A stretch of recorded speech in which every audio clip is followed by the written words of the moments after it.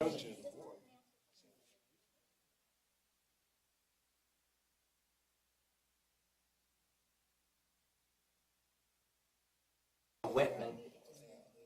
Miller.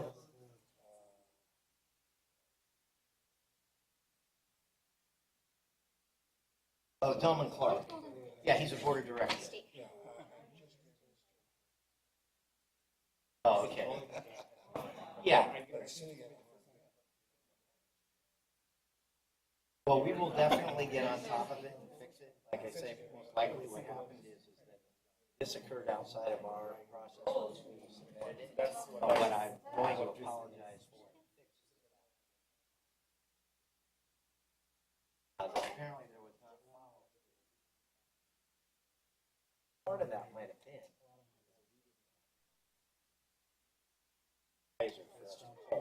Well,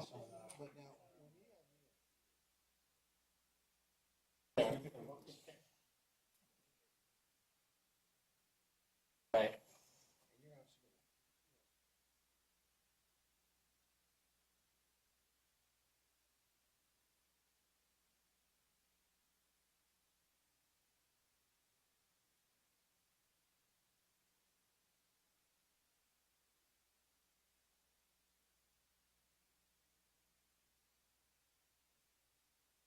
Rome blended tea? Name on the side. Yeah. We are ready, okay. Thank you very much and good evening. We'll call to order the meeting of June 13th Finance Committee. Good evening. Do we have any public speakers that have submitted a card? None for finance. All right, thank you. Any questions on the consent agenda? No, sir. I move approval of consent agenda, Mr. Chair. Thank I'll you. second. Thank you very much. Ms. Secretary? Roll call. Director Monk, Aye. Jones, Aye. Scheidegger. Aye. Motion passes. Thank you very much. We'll move on to financial reports. Ms. McFarland, please.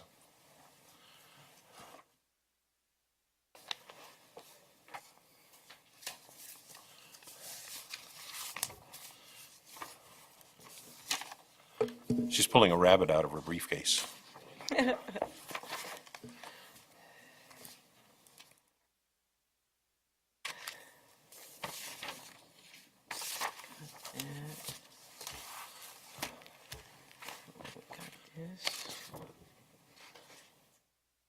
This is the first of our bi-monthly reports. So this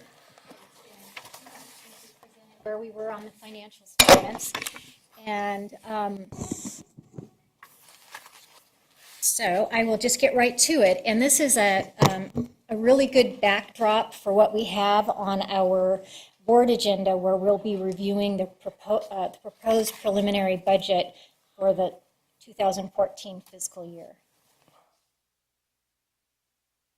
Okay, this is our cash balance history, and you have that on page 8 of your report packet. And we are seeing that based on our cycle of property tax money, that now that we have received some, our cash balances have gone up. And we expect between now and June 30th to get a little bit more property tax money, but we will also have more expenditures coming in. So altogether, we are pretty much in line with what we've seen in prior years. On page 9 of your report, we're showing the reserves, and the reserve balances that we had put into the proposed budget for the adopted budget for the current year. We have actually shown an improvement of going to $12 million. And I will tell you, as we go through some of the various slides of the general fund, I will mention some of the areas where we think that we're doing quite well. And in particular, when we do the full presentation of the budget, my first two items that I review go over all the changes and where we are up and down from the budget. Can I ask you a question? Sure. On that page? I notice here that since May 1st, there's about a $17 million reduction in the reserve account. Now, I think there's an explanation for that, but I think the public looking at this may want to know that. Could you just explain a little bit? Right.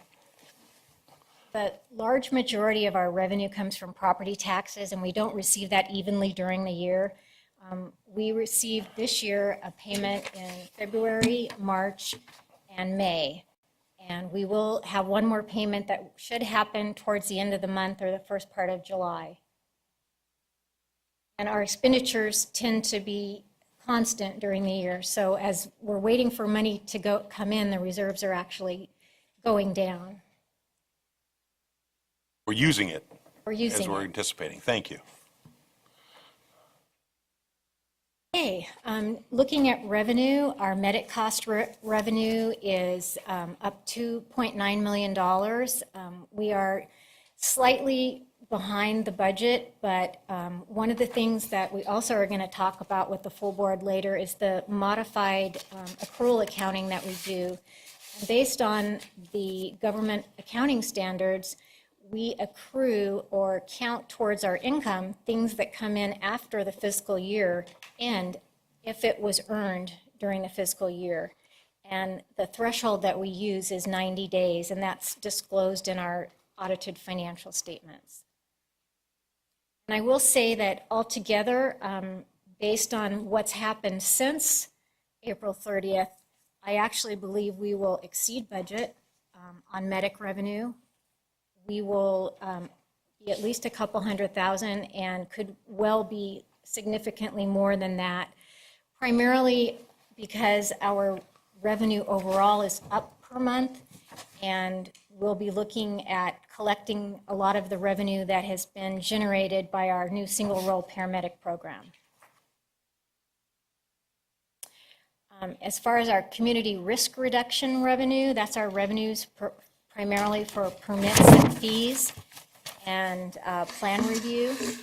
And we are up $820,000, but we are still lagging the budget. And this is what we have been well aware of for some time. And we anticipate that we will, of the $4.8 million in the budget, that we will just about hit, or in fact, I think we will exceed hitting 50% of that. And that's been factored into that projection of where we're going to end up on our reserves for the end of the year. And I will add, too, that we have modified for the upcoming year what type of revenue we can expect from those permits and fees. On the property taxes, we're $2.7 million lower than the previous year. And we were not expecting to receive the same amount of money as we did last year. We projected a decrease. So we're in line with what we projected. And in fact, based on the money that came in May and the analysis work that I've done, always subject to change if there's some kind of unusual transaction at the county with our property taxes, but I think we'll be at least $400,000 exceeding the budget that we revised at mid-year. So in total, we're at $132.1 million, $2.2 million higher than the prior year, a 1.7% increase. But the big thing that we really don't have on this slide has to do with our GEMT revenue. And when you're dealing with the state and the federal government, we don't have control over their timeline, and things that looked like they would come in at a certain point have not to date. Based on what we're planning for the upcoming year, we're planning on, for the current year, that within that 90-day time frame, we will receive some GEMT money for the ambulance transports of non-HMO patients, and that during the, in both retroactive money and money for the most recent year that we would be turning in for, which would be fiscal year 12, since that's the most recent year that's totally complete, and that's a one-time-a-year type thing that you put in. So overall, we expect to be off budget by about $4.4 million because of that. And one of the ahas during this whole process we've been dealing with the state and the federal government was they may or may not have included HMO ambulance transports in the HMO provider's contract. And the state is presently reviewing that to determine that. And if indeed they are in there, then we won't be subject to receiving any of those supplemental transport fees for Medi-Cal patients until such time as a new contract is reviewed. And then there's some additional work that's going on in regards to getting reimbursement for first responder fees. Yeah, let me, if I can, make that very succinct. We have been approved for the ambulance portion retroactive. Those cost reports supposedly were submitted either Friday or Monday. Chief Clough is on vacation this week, so I don't personally have the contact for the state. They felt that 60 to 90 days from last week, we would receive the minimal amount of money just for ambulance transport retroactive. They've agreed that they would pay us for that. If that money comes in, then we actually will end up, as Rhonda has said, we'll probably take less money from reserve than what we originally budgeted, which was $1.2 million, and combining that with the revenue coming in from EMS, which could be higher, we could drastically reduce that number of what we're drawing from our reserves for this current year. So that's good news. If it doesn't come in, you're going to be talking about 30-day difference or whatever, where unfortunately we'll dip from reserves for that in this fiscal year and replace it when it comes in next fiscal year back into the reserve. So that's that timing. The government has approved both the suppression component and the HMO component. But the suppression component, the argument is whether it will be retroactive or not. And the state says yes, the feds say no. And on the suppression component, we figure that they will not have they don't have to go back through the legislature supposedly, but they've got to tweak the SPA, the Specific Plan Amendment, and we don't believe that that will be completed until around December 30th, January 1st. But we do believe once that's completed, as in the case of the ambulance, we would then be able to submit being reimbursed for this fiscal year. That being said, we went with only the ambulance transport numbers, 647,000, which you'll see for the next budget year. And last but not least, on the HMO component, which is the largest, there are 3 HMO contracts, it's my understanding, that the state has with the HMOs. One of those contracts expires this July. The other contract expires in October, and the other one expires in January or February. They will have to do negotiations on those contracts, and as Rhonda said, they would remove that ambulance component out so that we could direct bill. The estimated time to negotiate each of those contracts is about 6 to 9 months. So I would not expect to see any HMO reimbursement in this upcoming fiscal year, but it would be done for the following fiscal year for us to receive that. So that kind of gives you the succinct, it's all coming. We got approved for everything. We couldn't ask for any better, except we all would have liked to have it right now. So that's the process on that.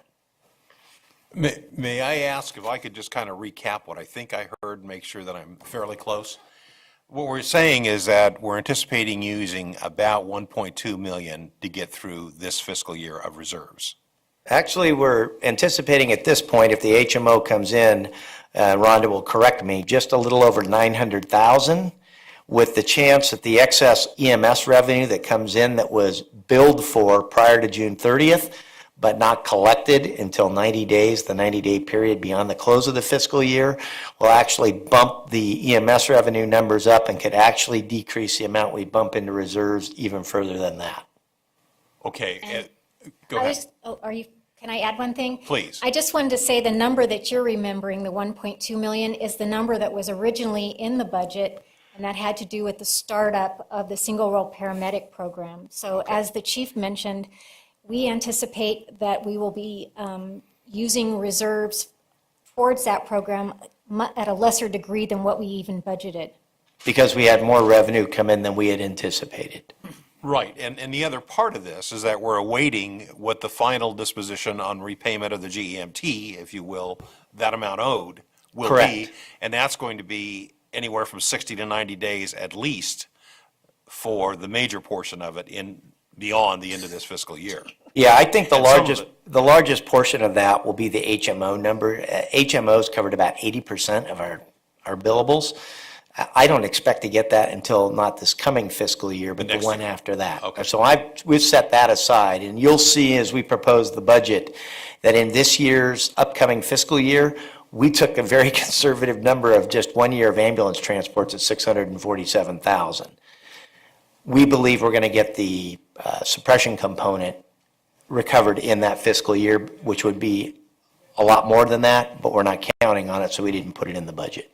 And the bottom line is, whenever those monies are recovered, we would recoup the reserve account. Absolutely. Okay. Thank you. And Rhonda, Yes. the transfer from the reserves, that's going to be an interfund transfer, like you and I talked? It's within the general fund. So the general fund has reserves, and they will just be drawing some of those down.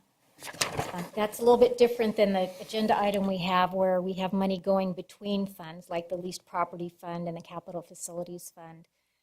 But we have, we call them undesignated reserves, so they're not restricted, and the board has discretion over them.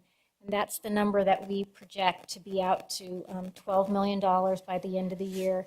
And I'll just emphasize, even though we talked a lot about GEMT already, what we are anticipating, that piece that for the ambulance transport and the retroactive piece that we hope to get in, that we are planning to get in within the 90 days, represents 2.4 million. So like the chief said, if by chance that money comes in a little bit later, we're going to be that much less on our ending reserve, but it will come in subsequently. Okay. Thank you. You okay? Okay. You okay? Close attention. Okay, labor costs. Labor costs right now are at $103.5 million, and that is net of $8.3 million in concessions. Through April, we're at 77.3% of the budget. Right now, based on 10 months that we're reporting to you, that's a little over 83%.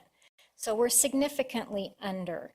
And that is, when I did my analysis, and it was done after we did our May payroll, completed our May payroll, which was after your retreat, we were able to see that we indeed had additional money that we could count on not putting out, and therefore that improved the situation where we thought we might be hitting reserves for $4 million. That's the area where we saw some significant changes.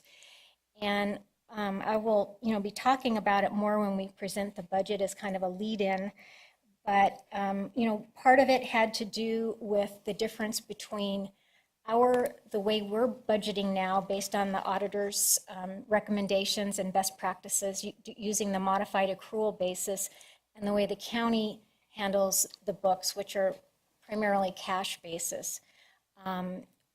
We ended up in fiscal year 13 budgeting that 13th payment for pension that was rolled over from the 11-12 fiscal year, and that was paid after June 30th. So the county is kind of counting it being in this year's budget. So in order to make sure that they would pay all our bills, we also had to do that. And it's in total a little under $1.7 million. And that really just represents a little over 1% of our budget. But still, it's a big number because we have a large payroll number. And we had been well aware in the past that when we did the mid-year budget and we had a couple million more in property taxes than we originally expected, we had earmarked that to pay down the unfunded liability of the SCRS pension obligation. And we at that time said we will not be doing that unless these revenues come in, and they did not. The ones that we were having troubles with as far as the permits in the community risk reduction area and the GEMT money. So we hung on to that money. We didn't let that go out. And so that's basically the things that we knew about prior to your retreat. We knew that we were short for the 2 revenue items, and we knew we weren't going to release that money. And when you net those all together, and there was a small other difference, it comes to that $4 million that we thought we were in danger of having to dip into the revenues for, or the reserves for.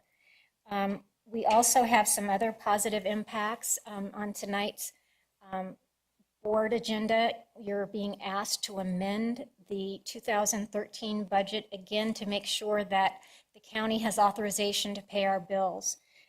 We have an adjustment that we're requesting having to do with labor costs. When we were successful in getting our Safer 10 grant extended, that meant that we had grant funds to pay another month and a half where we had planned, and the actual agreement for the grant award agreement had that closing out at the middle of May, when in fact Larry was successful in getting that extended. It allowed us to spend down some additional monies that were still within the total award, but beyond the end date of the original grant, allowing us to, instead of spending general fund reserves for that 1.5 months for those 24 firefighters, we're now spending grant money. So that was a $370,000.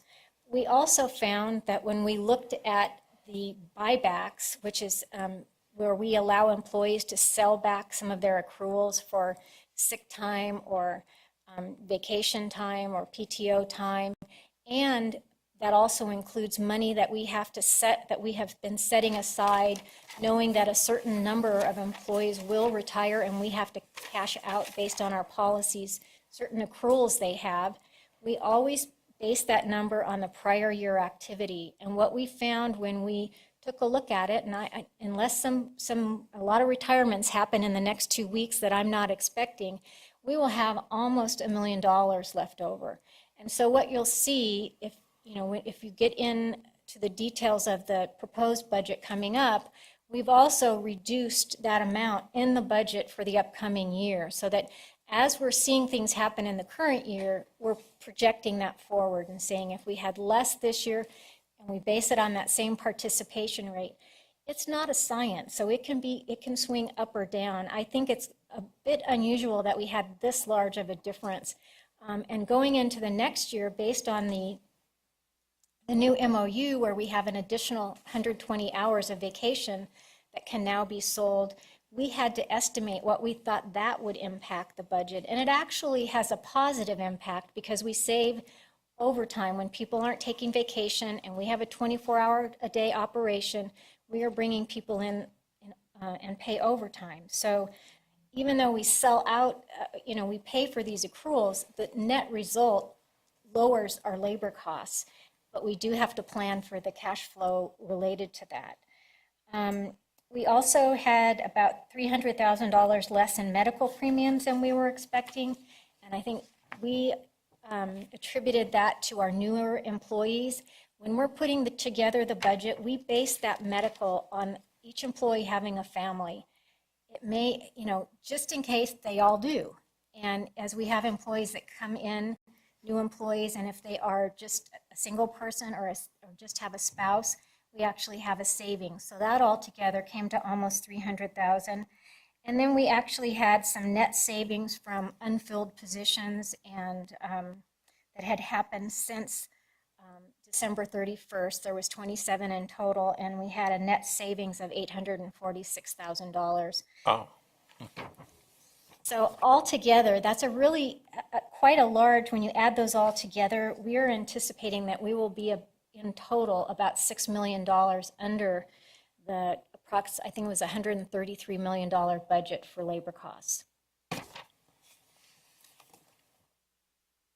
The next item that I put on there is constant staffing overtime. That is something that is hard for us to get our hands around. We definitely was a challenge during our 2014 budget process.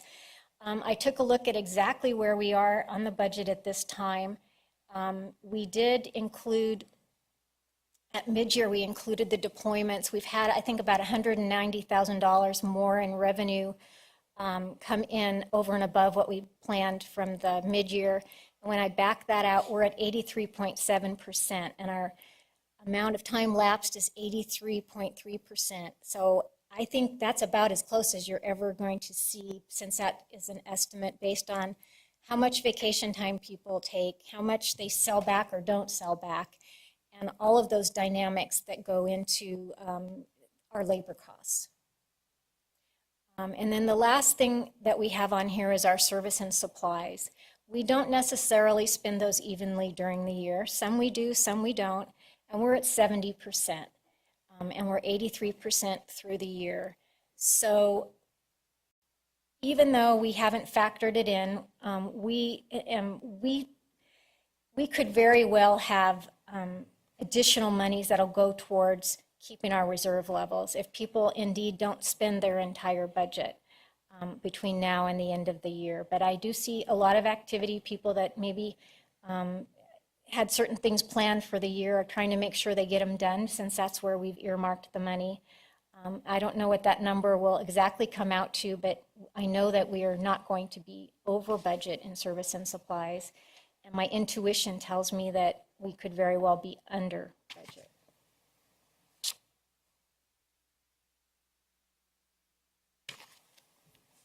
Okay, going on to our capital facilities reserve, our capital facilities fund. We have used $2.7 million in reserves, mainly to cover our debt service on our capital purchases.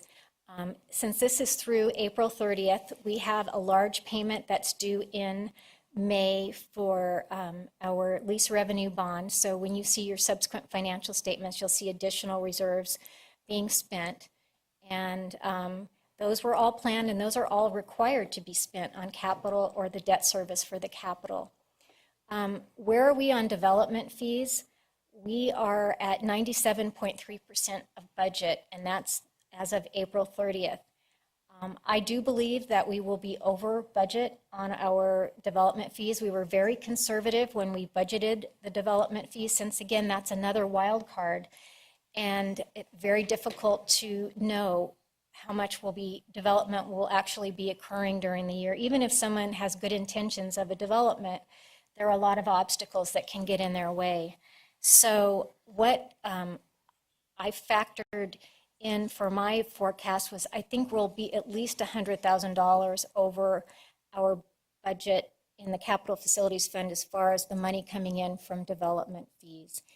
And we're again trying to be conservative. When I went ahead and put in the numbers for the 14 budget, I based that on about a 5% increase from the current year, which I think is very reasonable considering the pickup in activity that we're seeing.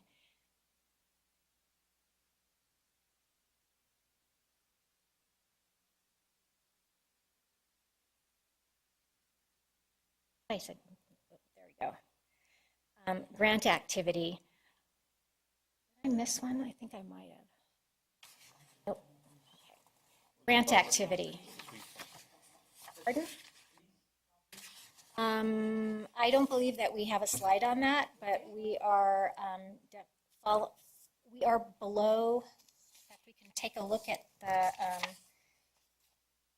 page in your report on that, if you'd like to.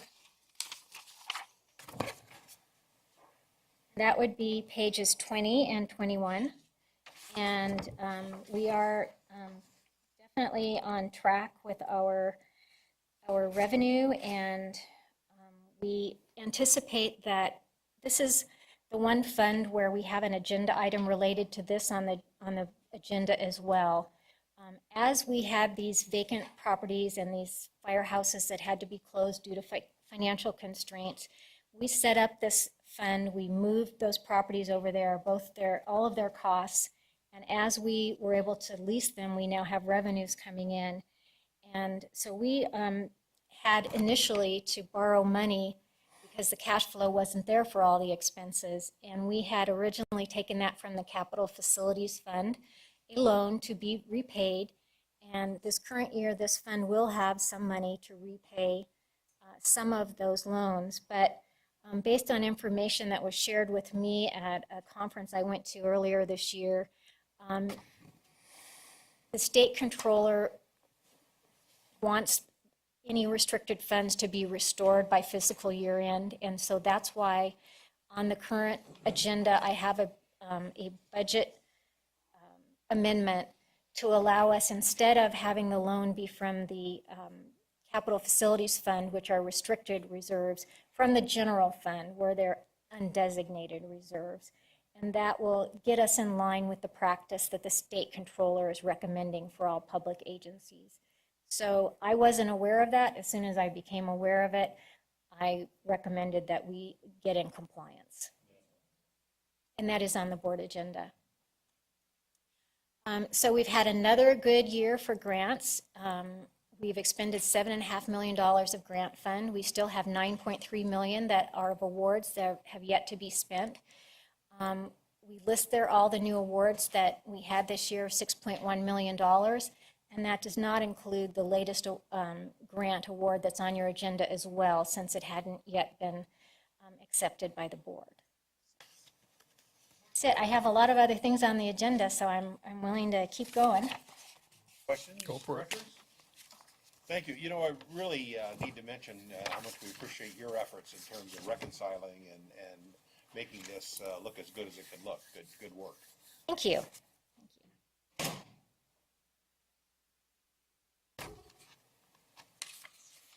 So would you like me to? Talk about the audit? Yes. I thought it was time to bring forth information on the annual audit. We're nearing our fiscal year end, and we actually, in the end of May, had Richardson and Company on site to do field work. They were particularly looking at the internal control items that we've all been, as a committee, reviewing every quarter. And they were very pleased with the continued progress that we've made on all of them. And we will continue to make more progress as we proceed with things like adopting the charter for the Finance Audit Committee. This letter that accompanies this item on the Finance Committee's report also, I guess I'm kind of merging two in together, but it goes over very specifically what their duties are for the audit, and what are the responsibilities of management, and what are the responsibilities of the Finance Audit Committee. And I know, pursuant to the initial work that they did, they actually asked questions of our Finance Committee chairman, as they did in the prior year. They did not come up with that preliminary audit with any significant new findings. There was one minor suggestion, and we have already implemented it, but I don't think that one even would be considered an internal control weakness. So unless something changes between now and when they do their final field work, which will occur in October, we should be in pretty good stead as far as the recommendations that come out of the audit for internal control improvements. And that is a huge, huge leap from where we were a couple years ago. So very proud of my staff for that. In addition, and this is something that I know Director Scheidegger just became aware of because of some training that he went through on finances, is Richardson and Company, as all auditors that do, or all CPAs that do audits, are required to have a review by their peers. And you will find on page 36 the letter that indicates that our auditors have had their peer review, and they have only 3 things that they can get from the reviewer. It's either a pass with a deficiency, or a fail. So our auditors passed. So we can feel good that they are following the standards of their profession when they do our audit. I want to say, I think it's important for the public to know that. It's not just a drill. I mean, this is an important guide to protect the public and the public's interests in terms of forming it. And the tremendous amount of work on the part of your staff to make this work so well, but it's also important for the public to understand that the auditor that we're utilizing is accepted and recognized highly in the community. And I will say that, finance is the auditee, and we support them with their audit in every way possible, but they report to this board. That's who they work for. And we actually, in this proposed budget, have moved the fees for the auditors into the board of directors budget, since you all as a committee have responsibility for them. And we'll be talking as time goes on too, since we are near the end of their contract. This present audit that's going on is the third of 3 in the contract that you extended to them in 2011. That is all I have to say. If there's any issues you would like us to bring up with the auditors or anything else, please let us know. Our chairman, Director Scheidegger, has a contact name and email now, and really anytime this board has any issues that they feel need to go to the auditor, we're not charged anything extra for you to ask questions, so I'm more than happy to try to help to answer them, but if you feel there's something that you need to actually talk to the auditors about, you have engaged them as your resource. Good point, thank you. Directors, questions? No, I just want to comment to you, Rhonda, that I really appreciate the work you people are doing. Whenever an item comes up that needs attention, you don't wait, you're on it. You got it fixed usually before it gets to us. So I appreciate all the hard work, and I can't say enough. Thank you very much. We take very seriously our responsibility, since this money is the people's money, so.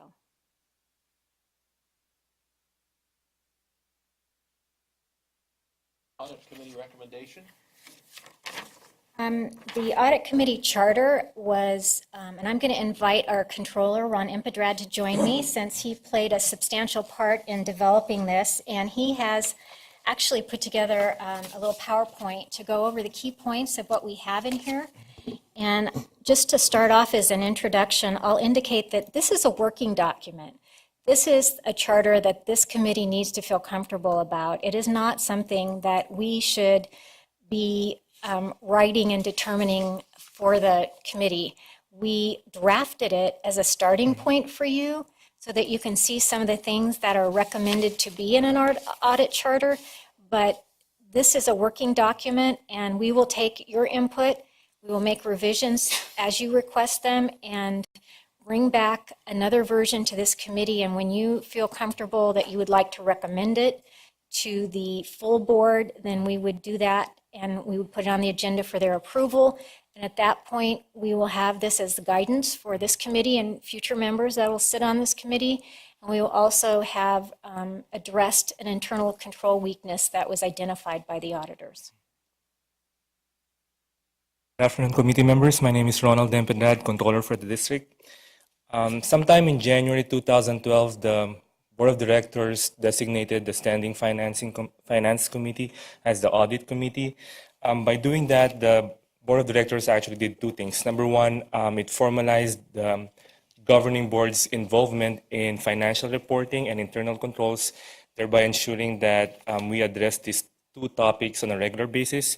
And number 2, it provided an avenue for direct and regular communication with the auditors of the district. Before you is the draft committee charter, and essentially it provides a blueprint or a framework for the operation of the audit committee, and addresses these key points. Addresses the overall purpose and authority of the audit committee, the composition and the frequency of its meetings, various responsibilities, and also it highlights the relationship with the independent auditors as a third party reporting directly to the audit committee. Also on pages 38 to 40, we outline the powers of the committee. Number one, they essentially provide general oversight to the audit process, and this involves selecting, appointing, and even replacing our independent auditors, and also evaluating their performance. And the audit committee is also empowered to contractually bind the district in anything that relates to the performance of its duties, and always subject to the approved funding by the board.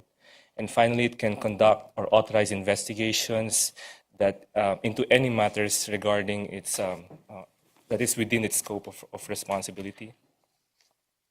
And as far as responsibility, I have outlined 4 items that most of them are related to your relationship with the independent auditors.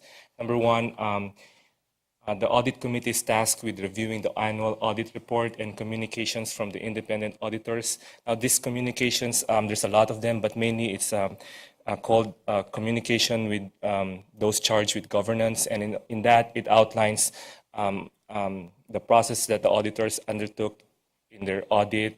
It shows the relationships with the management and the outside parties.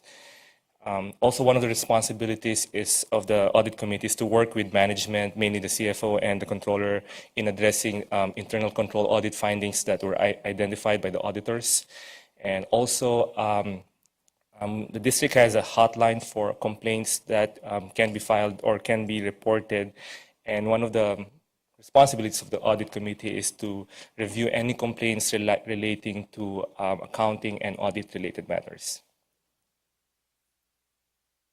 And as far as the next steps, again, this is a draft audit charter. All you need, what needs to be done is to review the charter, make any necessary changes, and once a revised charter is adopted, we need to submit this to the board of directors for final approval. Any questions from the committee? I'd like to start by thanking the Finance Committee for bringing this forward. I think it is an important function, and you took the bull by the horns and gave us a starting point. With that, I'd like to ask the directors for their comments in terms of how they would like to proceed in terms of the Finance Committee's next steps in getting this accomplished. Director Jones, any comment? Thank you, Mr. Chair. I have a couple questions about what was proposed. Thank you for this 3-page proposal. On page 1, under Roman numeral 3C, I want to see what we're getting into here. How many extra classes are we going to have to go to get our obtain basic understanding of governmental financial reporting as well as compliance environment? I don't know, the responsibilities jumped out at me, and they're probably very appropriate responsibilities. And my question is, in a general way, how would we comply with these responsibilities? I think there's basically 3 ways that the committee can comply with that. First of all, I think it's very important that you attend the meeting where the independent auditors are making their presentation. As I previously shared with Director Scheidegger, not only do they give you the results of the audit, they will inform you of new GASB pronouncements or Government Accounting Standard Board's pronouncements and the impact that it would have on this agency. I also feel that it's my role as the Chief Financial Officer to keep you informed of things that are changing and how it might impact the agency. And then our agency has funds set aside for training if the committee members so elect to do so. And I know that Director Scheidegger just recently attended a California Special Districts Association class on finances that was put on for directors.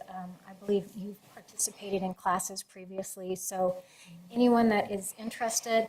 I also gave Director Scheidegger I just have one addition, but there's a kind of a handbook on local government finance, and I'm more than willing to purchase one for all of you, or you can pass it around and see if you find it useful. It specifically addresses California local government, and interestingly enough, one of the authors is the individual that you had come in and review the finance division, Bill Statler. Oh, okay.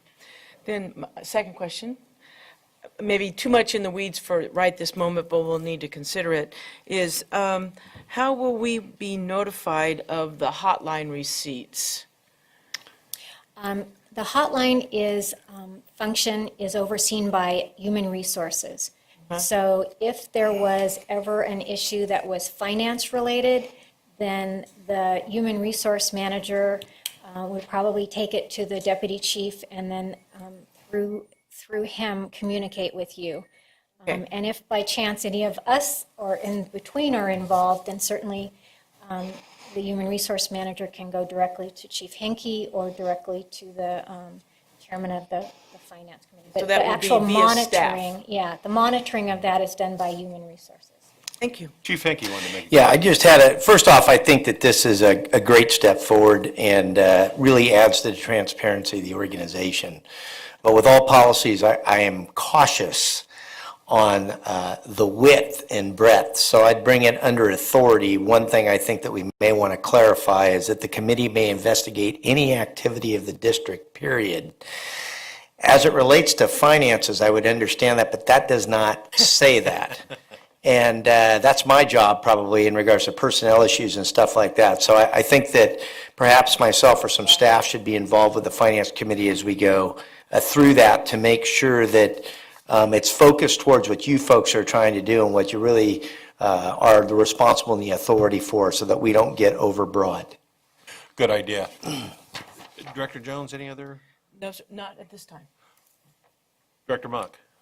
Just to add one thing for Director Jones, the Gas B material and GFOA are all available on the internet for your review too, as far as the statements and practices of the Gas B group. That's what I spent the last week researching. Anything else? No, not at this point. Well, I'd like to make a couple of comments. I like the way you present, I love the idea, and I like the way you presented it. And what I see this as a work in process. And I guess what I'd like to suggest that we might want to do is take the next couple of weeks and allow the finance committee members to perhaps email you with, I have 6 or 7 questions that I think will need to be aired publicly and be a part of the ingredient of the process. But my thought is that perhaps staff at the administrative level could take a look at it, a further look at it. We can take a look at it. We can direct perhaps our comments to Ron, is that correct? And then you could bring it back to our next Finance Committee meeting. I don't think we have a greater time frame than that. And then we could air it again publicly with the ingredient of additional input, comments from Questions, the Finance answers. Committee as well as the administration. And then hopefully we'd be at a point where we could polish the rock and take it up to the full board for approval. Does that sound reasonable to everyone? And I think Rhonda's comment was right on point too. This is a living document, so Yeah. it'll change as we go along. And that's And okay, Chief? And if I may, I will have Deputy Chief Wells probably be my point person from administration, because I'm going to be gone for the next couple of weeks. And he's absolutely got the qualifications to add the input for staff.